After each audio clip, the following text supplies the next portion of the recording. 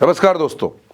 Trump का सारा खुमार पुतिन ने उतार दिया है। पुतिन के एक बयान ने ट्रंप को बेचैन कर दिया है। दरअसल ट्रंप को ऐसा लगता है कि वो दूर बैठकर इस जंग का मजा लेंगे।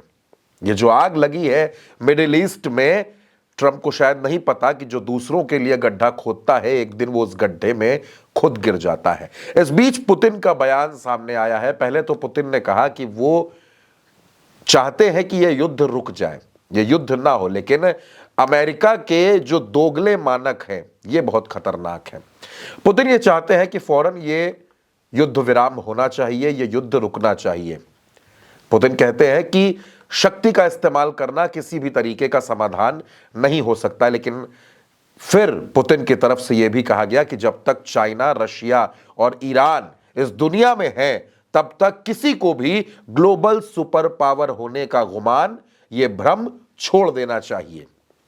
अब ये एक बहुत बड़ा स्टेटमेंट है जो पुतिन ने दिया। दोस्तों, पुतिन ने बिना किसी का नाम लिए सीधे सीधे ये कह दिया कि अगर कोई अपने आप को बहुत शक्तिशाली समझ रहा है, कोई ये समझ रहा है कि वो बहुत ताकतवर है, वो इस दुनिया में बेताज बादशाह बन गया है, तो ये गुरूर उसको छोड़ देना चाहिए, क्योंकि चाइना, रशिया और ईरान अभी हैं और हम सबक सिखाते रहेंगे। अमेरिका और इजराइल का जो रवैया है उसको लेकर भी पुतिन ने बार बार कहा कि यह गलत है और ये मिडिल ईस्ट में एक अस्थिरता को पैदा करेगा। पुतिन ने यह भी चेतावनी दी कि विस्तार अनियंत्रित हो सकता है। इस युद्ध का, ये जो युद्ध है इसकी कोई डेडलाइन नहीं है और वैश्विक ऊर्जा संकट, खासकर होर्मुज स्ट्रेट से तेल परिवहन बुरी तरीके से प्रभावित कर सकता है।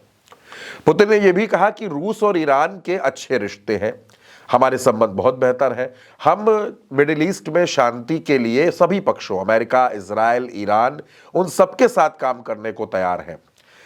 उन्होंने इजराइल को रूसी बने बुखेर न्यूक्लियर प्लांट की सुरक्षा पर आश्वासन दिए जाने का भी जिक्र किया था। दरअसल पुतिन ये चाहते हैं कि यह युद्ध रुके, लेकिन पुतिन ये भी कहते हैं कि जो अपने आप को खूब ताकतवर समझ रहा है वो किसी भी तरीके का भ्रम ना पाले।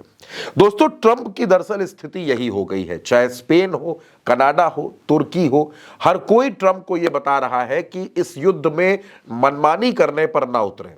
ये मत सोचे कि आप सबसे ज्यादा ताकतवर है। और आप देख रहे हैं कि ये जो युद्ध है ये 1.5 महीने से ऊपर का वक्त हो चुका है, लगातार युद्ध चल रहा है।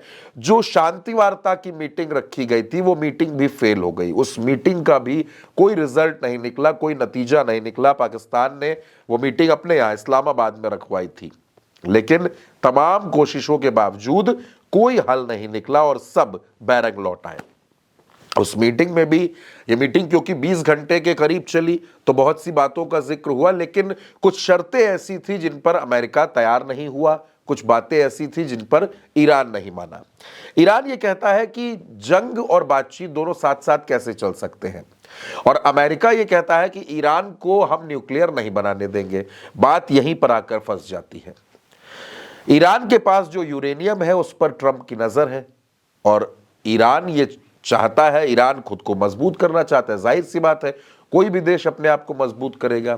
लगातार इस युद्ध में अमेरिका और इजराइल मिलकर ईरान पर हमला कर रहे हैं और ईरान उनके हमलों का जवाब दे रहा है, मुंह तोड़ जवाब दे रहा है। लेकिन अब पुतिन भी खुलकर ईरान के साथ नजर आ रहे हैं। उन्होंने फिलहाल इशारों इशारों में अपनी बात बता दी है। जाहिर सी बात है, ट्रंप के कानों तक भी यह बात पहुंची होगी कि पुतिन ये कह रहे हैं कि ईरान, चाइना और रशिया, ये तीनों जब तक है तब तक आप सुपर पावर होने का भ्रम मत पालिए।